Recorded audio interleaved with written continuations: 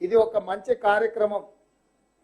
ఇంతకుముందే ఉప ముఖ్యమంత్రి గారు చెప్పారు, ఆర్థికంగా చాలా ఇబ్బందులు ఉన్నా, ఆర్థిక సంక్షోభాన్ని రాష్ట్ర ప్రభుత్వం ఎదుర్కొంటున్నా, శక్తి కూడగట్టుకొని దుబారా తగ్గించి ఎక్కడ పడితే అక్కడ అనవసరమైన ఖర్చులు గత ప్రభుత్వం మన మీద పెట్టిపోతే వాటి అన్నిటిని కూడా తగ్గించుకుంటూ ఆర్థిక నియంత్రణ పాటించుకుంటూ పేదలకు సంబంధించిన సంక్షేమ పథకాలు రాష్ట్రం యొక్క అభివృద్ధి కోసం ఒక క్రమ పద్ధతిలో క్రమశిక్షణతో నిధుల కేటాయింపులు చేపట్టి ఈ కార్యక్రమాలు తీసుకుంటున్నామని చెప్పి ఉప ముఖ్యమంత్రి గారు చెప్పడం జరిగింది.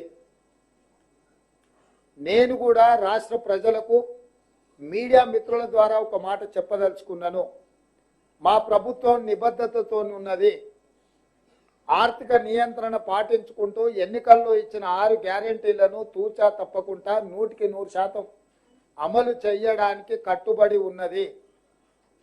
ఎవరు ఎన్ని తప్పుడు ప్రచారాలు చేసినా, ఎవరు ఎలాంటి మాటలు మాట్లాడినా పిల్లి శాపనార్థాలకు ఉట్టి తెగిపడదు అన్నట్టుగా తండ్రి కొడుకులు కానీ మామ అల్లుడు కానీ ఇది జరగకపోతే బాగుండు, అది ఇవ్వకపోతే బాగుండు, ఇట్లాంటి ఆలోచనతో ఎన్నో రకాల ప్రయత్నాలు చేస్తున్నారు, ప్రచారాలు చేస్తున్నారు. ప్రజలు ఎవ్వరు కూడా వాళ్ళని నమ్మడం లేదు, విశ్వసించడం లేదు. అందుకే ఈరోజు వాళ్ళు రకరకాల తప్పుడు ప్రచారాలు చేసే ప్రయత్నం చేస్తున్నారు.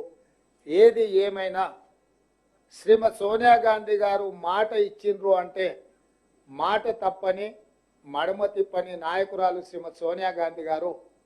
వారు ఏదైనా మాట ఇచ్చిండ్రంటే అది శిలాశాసనం. ఆ శిలాశాసనాన్ని చరిత్రలో సువర్ణాక్షరాలతో లిఖించదగే విధంగా మా ప్రభుత్వం అమలు చేసి తీరుతుంది. సోనియా గాంధీ గారు ఇచ్చిన మాట ఏది కూడా ఈ రాష్ట్ర ప్రభుత్వం అమలు చేయకుండా ఊరుకోదు.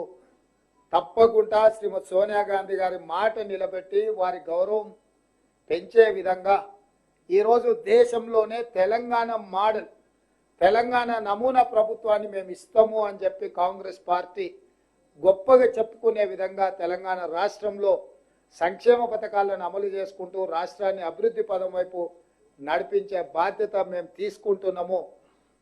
ఈ కార్యక్రమంలో మీడియా మిత్రులను కూడా కలిసి రావాల్సిందిగా, సహకరించాల్సిందిగా ఈ సందర్భంగా మీకు అందరికీ నేను విజ్ఞప్తి చేస్తున్నా. అభయహస్తం అందరి నేస్తం అంటూ సందేశం అందించిన ముఖ్యమంత్రి గారికి ధన్యవాదాలతో ఇప్పుడు లాంఛనంగా ఈ 5 లబ్ధిదారులకు మహాలక్ష్మి గృహజ్యోతి అందించడం జరుగుతుంది. లబ్ధిదారుని వేదికపైకి ఆహ్వానిస్తున్నాను. మహిళా మంత్రివర్యులు, మహిళా ఎమ్మెల్యేలు ముందుకు రావాల్సిన రిక్వెస్ట్ చేస్తున్నాం. మహిళలందరూ, సోదరిమణులందరూ, మేయర్ గారు, రోషమ్మ గారు,